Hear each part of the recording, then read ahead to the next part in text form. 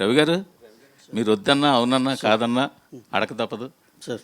కొంచెం పుష్ప గురించి అప్డేట్లకు వచ్చి చెప్తే జనాలకి చాలా డెఫినెట్గా సార్. నెక్స్ట్ పాట ఎప్పుడు వస్తుంది, యా యా ఎలా ఉండబోతుంది? పుష్ప డెఫినెట్గా సార్ ఎక్స్ట్రాడినరీ సినిమా, దాంట్లో డౌటే లేదు. ఎందుకంటే ఇప్పుడు December 6th, first of all December 6th అయితే అట్ ఎనీ కాస్ట్ వచ్చేస్తుంది, దాంట్లో డౌట్ లేదు. ఎందుకంటే రకరకాల స్పెక్యులేషన్ వినపడుతున్నాయి కాబట్టి మేము వర్క్ చూసుకున్నాం సార్, చాలా కంఫర్టబుల్గా ఉంది. నెక్స్ట్ వచ్చి ఇప్పుడు September 2nd కల్లా మాకు ఫస్ట్ హాఫ్ ఎడిటింగ్ వర్షన్ ఇచ్చేస్తున్నారు.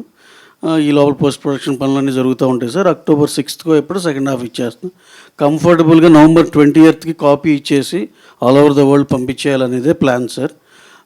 బై ద టైం 25th ఎప్పుడు సెన్సార్ కూడా చేపించేస్తాం. వినాయక చవితికి ఏమైనా ఇస్తున్నారా? వినాయక చవితికి ఏం ప్లాన్ లేదు సార్ ఇప్పుడు. ఏమి అంటే త్వరలో పాట కానీ అది ఒక డైరెక్ట్గా ఒక మంత్ ఎండ్లో, సెప్టెంబర్ ఎండ్లో ఇద్దామని సార్. 2 సాంగ్స్ ఉన్నాయి ఇంకా ఇవ్వాల్సినవి.